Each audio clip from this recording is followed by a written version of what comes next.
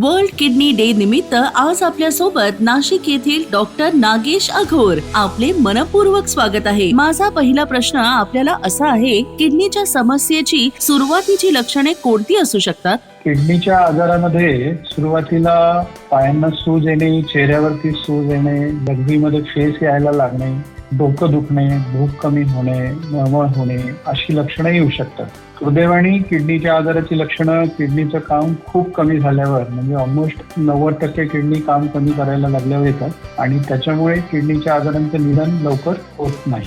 Diabetes आणि उच्च रक्तदाब, हाय ब्लड प्रेशर किडनीवर कसा परिणाम करतात? किडनीच्या आजारामध्ये मधुमेह आणि उच्च रक्तदाब याच्यामुळे खूप सारे पेशंट्स निर्माण होतात. मधुमेहामध्ये किडनीचे जे फिल्टर्स असतात त्यांच्यामध्ये नुकसान होऊन त्याच्यामधून युरिनमध्ये प्रोटीन जायला लागतात आणि त्याच्यानंतर हळूहळू ते फिल्टर्स खराब व्हायला लागतात. ब्लड प्रेशर किंवा उच्च रक्तदाबाच्या पेशंट्सनी जर त्यांची औषधं व्यवस्थित घेतली नाही आणि त्यांचं ब्लड प्रेशर जास्त राहिलं तर त्याच्यामुळे किडनीचे फिल्टर्स खराब होतात आणि त्याच्यामुळे लघवीमध्ये प्रोटीन जायला लागतात आणि त्याच्यानंतर फिल्टर्सचं काम पण कमी व्हायला लागतं. मधुमेह आणि उच्च रक्तदाब या दोन्ही रुग्णांना किडनीचे आजार होण्याची शक्यता खूप जास्ती असते. साधारणपणे 60 ते 70% किडनीचे पेशंट हे मधुमेह किंवा उच्च रक्तदाबामुळेच निर्माण झालेले आहेत.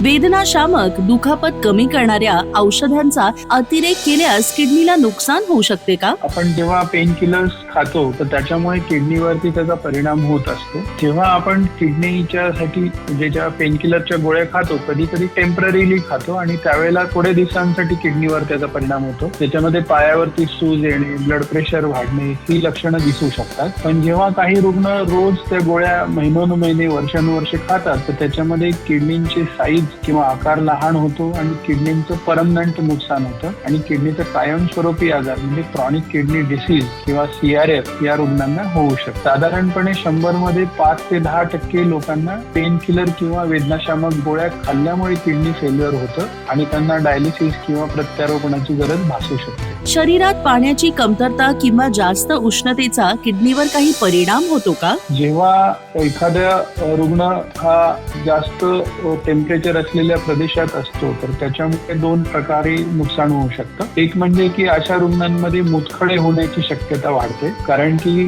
जे आपल्या लघवीमधले क्षार असतात त्याच्यापासून खडे होण्याची प्रक्रिया जेव्हा लघवीचं प्रमाण कमी होतं तेव्हा जास्त होतं. त्याच्यामुळे असं पाहण्यात आलेलं आहे की जिथे पाण्याची कमतरता पडते किंवा जिथे टेम्परेचर जास्त असतं अशा ठिकाणचे रुग्णांमध्ये मुतखड्यांचं प्रमाण जास्त असतं. दुसरं म्हणजे की डिहायड्रेशन होत राहिल्यामुळे सुद्धा किडनीवर त्याचा परिणाम होतो आणि किडनीचं काम कमी होऊ शकतं. त्याच्यामुळे आता आपण पाहतोय की ग्लोबल वॉर्मिंग होत आहे आणि त्याच्यामुळे अँबियंट टेम्परेचर्स पण वाढत आहेत. त्याच्यामुळे सुद्धा किडनीच्या आजारांचं प्रमाण वाढत चाललेलं आहे. आज वर्ल्ड किडनी डेच्या निमित्ताने आपण लोकांना कोणता संदेश द्याल? ह्या वर्षीचं जे आपलं घोषवाक्य आहे ते असं आहे, केअरिंग फॉर पीपल आणि प्रोटेक्टिंग द प्लॅनेट. याचा अर्थ काय आहे? किडनी डिसीज हा एक असा आजार आहे की त्याचं प्रमाण वाढत चाललंय. बरेचदा हा आजार सुरुवातीला एकदम असिम्प्टोमॅटिक किंवा सायलेंट असतो आणि त्रास होत नाही आणि त्याच्यामुळे नुकसान वाढत जातं आणि शेवटी किडनी जेव्हा पूर्ण खराब होतात तेव्हा रुग्णांना डायलिसिस किंवा ट्रान्सप्लांटची गरज वाटते. त्याच्यामुळे ही गरज आहे की अशा रुग्णांना लवकरात लवकर शोधणे आणि त्यांच्यावर लवकरात लवकर उपचार करणे.